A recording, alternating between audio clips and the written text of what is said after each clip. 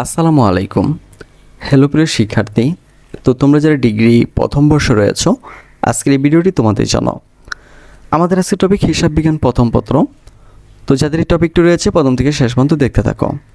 আর যাদের সাজেশনগুলো লাগবে তারা আমাদের সাথে কন্ট্যাক্ট করতে পারো। মাত্র 10 থেকে 15টি করে প্রশ্ন দেবো, এখান থেকে 100% কমন পড়বে। আর তুমি চাইলে আমাদের কাছে অনলাইনে হিসাব বিজ্ঞানটা পড়তে পারবে। তো আমাদের কোর্স চলছে, তো যারা আমাদের কোর্সে অ্যাডমিশন নিতে চাও তারা আমাদের সাথে কন্ট্যাক্ট করতে পারো। তো চলো আমরা ক বিভাগ থেকে কিছু প্রশ্ন দেখে নেই।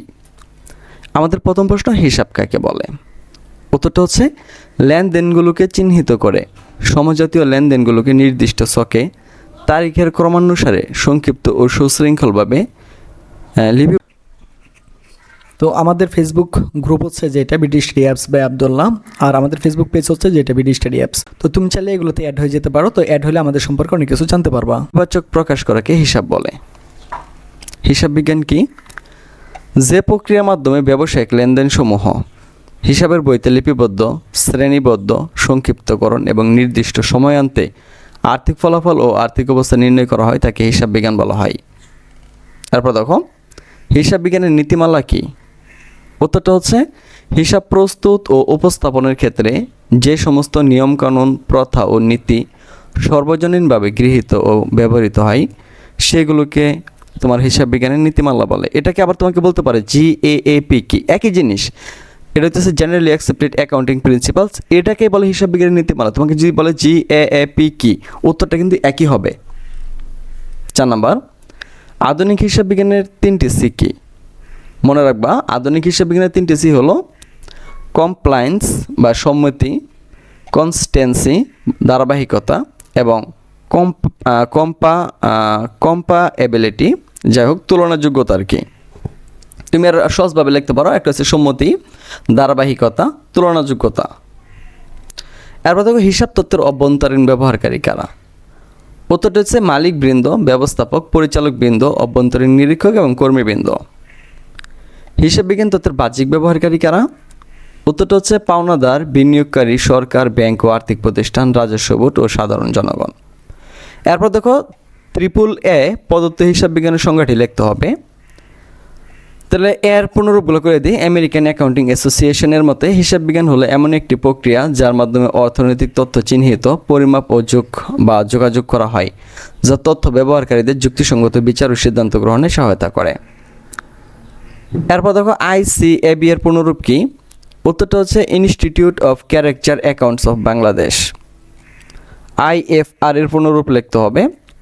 তো IFRS এর পুনরূপ হচ্ছে ইন্টারন্যাশনাল ফিনান্সিয়াল রিপোর্টিং স্ট্যান্ডার্ডস। তারপর পুনরূপ লিখতে হবে ICMAB। তো এটার পুনরূপটা হচ্ছে institute of cost and management accounts of Bangladesh. ক্রয় মূল্য নীতি কি? দেখো, কোনো সম্পদ ক্রয়ের সময় যে মূল্যে কেনা হয় হিসাবের বইতে সে প্রকৃত মূল্যেই সম্পদ লিপিবদ্ধ করার প্রক্রিয়াকে ক্রয় মূল্য নীতি বলা হয়। পূর্ণ প্রকাশ নীতি বলতে কি বোঝো? ব্যবসায় প্রতিষ্ঠানের আর্থিক অবস্থার সঠিক ও পূর্ণ চিত্র প্রকাশ করার জন্য এবং সিদ্ধান্ত গ্রহণকারীদের জন্য প্রয়োজনীয় সকল গুরুত্বপূর্ণ তথ্য আর্থিক বিবরণী বা তার পাদটিকায় স্পষ্টভাবে প্রকাশ করার নীতিকে পূর্ণ প্রকাশ নীতি বলে। আয় চিহ্নিতকরণ নীতি কি? কোনো সময়ে বা কখন আয় অর্জিত হয়েছে বলে গণ্য করা হবে তা নির্ধারণ করার নীতিকে আয় চিহ্নিতকরণ নীতি বলে। হিসাব চক্র কি? মনে রাখবা, হিসাব বিজ্ঞানের নির্দিষ্ট কিছু পর্যায় বা ধাপ, লেনদেন চিহ্নিতকরণ থেকে শুরু করে সমাপনী রমিল প্রস্তুত করা পর্যন্ত, যা একটি নির্দিষ্ট হিসাবকালে বারবার আবর্তিত হয় তাকে হিসাব চক্র বলে। এরপর দেখো, IASC এর পুনরূপ লিখতে হবে। তো IASC এর পুনরূপ হচ্ছে ইন্টারন্যাশনাল অ্যাকাউন্টিং স্ট্যান্ডার্ডস কমিটি। এরপর দেখো, বিশেষ জাবেদা কি?